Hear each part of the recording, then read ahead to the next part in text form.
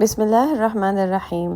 کہتے ہیں نا کہ گھر وہی جنت بنتا ہے جہاں عورت عورت کو سمجھے، مگر افسوس ہمارے معاشرے میں اکثر یہی عورت ہی دوسری عورت کی دشمن میں ایسی دیمک بن جاتی ہے جو رشتوں کے آنگن کو اندر ہی اندر کھا جاتی ہے، اور بیچ میں ایک ایسا کردار رہ جاتا ہے جسے تو نہ تو سسرال سمجھتا ہے نہ ہی میکا بخشتا ہے۔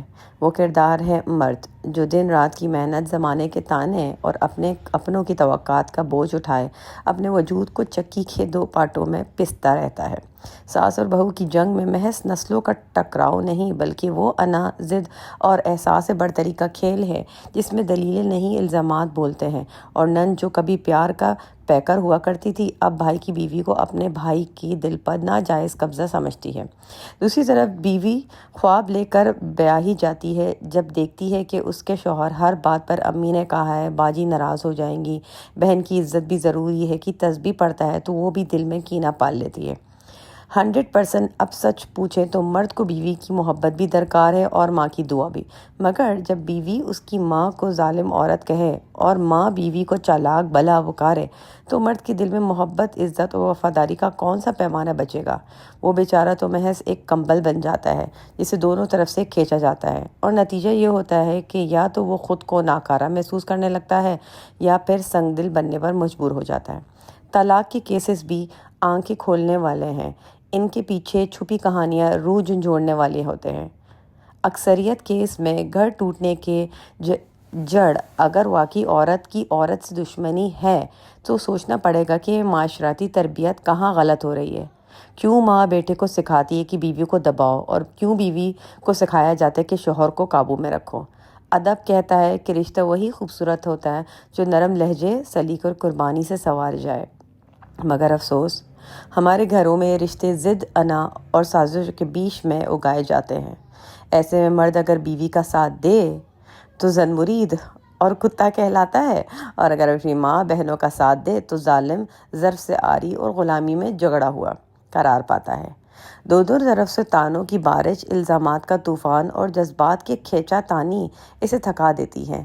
وہ جو محافظ ہوتا ہے خود عدم تحفظ کا شکار ہو جاتا ہے۔ یہ تحریر کسی کی طرف داری نہیں، بلکہ اس حقیقت کا آئینہ ہے جو ہزاروں گھروں میں روز ٹوٹتی، بکھرتی اور چبھتی ہے۔ ہمیں سوچنا ہوگا کہ مرد کو ایک کت پتلی نہیں بلکہ ایک حساس انسان سمجھیں، جس کے دل میں بھی جذبات کے جھیل بوتے ہیں، جس کی آنکھوں میں بھی خواب ہوتے ہیں۔ لہٰذا اگر گھر بچانا ہے تو عورت کو عورت کی دشمنی ترک کرنی ہوگی، اور مرد کو اپنی زبان اور قدم کے درمیان توازن پیدا کرنا ہوگا، ورنہ یاد رکھیے چکی کے دو پارٹوں میں اگر آٹا نہ ہو تو بھی وہ ایک دوسرے کو پیسنے سے باز نہیں آئے گا۔ تو اتنی سی پیاری سی بات میں آپ کے ساتھ بہت دنوں سے شیئر کرنا چاہ رہی تھی، اور آج مجھے وہ ہمت میں نے جو ہے وہ اکٹھی کر لی ہے کہ اس ٹاپک میں آپ سے بات کروں۔ یہ تحریر جو ہے وہ میری ایک واٹس ایپ گروپ پہ شیئر ہوئی تھی، اور میں نے یہ اسی وقت تہیہ کر لیا تھا کہ میں اپنے ویورز کے ساتھ اس کو ضرور شیئر کروں گی۔ اور واقعی ہی ہمارے آج کل کے زمانے میں کیا برسوں سے یہی ٹرینڈ چلتا آ رہا ہے کہ ماں ظالم ہو جاتی ہے اور بہو جو ہے وہ اس کو کبھی بھی ایکسیپٹ نہیں کیا جاتا۔ اور مجھے آج تک یہ بات سمجھ نہیں آئی ہے کہ ماں جب اپنے بیٹے کو بیاہ دیتی ہے نا، میں تو یہی کہوں گی، تو اسے یہ ایکسیپٹ کر لینا چاہیے کہ اب اس کی ذمہ داریاں اس سے ہٹ کر اس کی بیوی اور بچوں پہ چلی جاتی ہیں، کیونکہ اسلام بھی یہ کہتا ہے کہ اولاد کی ڈائریکٹ ذمہ داری ماں باپ نہیں ہے۔ شوہر کی ذمہ داری بیوی ہے، اولاد کی ذمہ داری ہے کہ وہ اپنے ماں باپ کی خدمت کرے، ان کی عزت کرے، ان کی رسپیکٹ کرے، لیکن یہ کہیں بھی مینشن نہیں ہے کہ وہ جو ہے ان کا جو ہے اپنی بیوی پہ ظلم کرے، اور بیوی کو بھی اس طرح سے بالکل ایکٹ نہیں کرنا چاہیے کہ وہ ماں کے خلاف ہی کر دیں۔ تو دونوں طرف جو ہے نا وہ توازن رکھنا چاہیے، دونوں کو ہی سمجھنا پڑے گا، اور جب تک نہیں سمجھیں گے یہ رشتہ اسی طریقے سے ٹوٹتے چلے جائیں گے۔ تو بس یہ تھی چھوٹی سی پیاری سی ویلاگ آپ کے ساتھ میں شیئر کرنا چاہ رہی تھی۔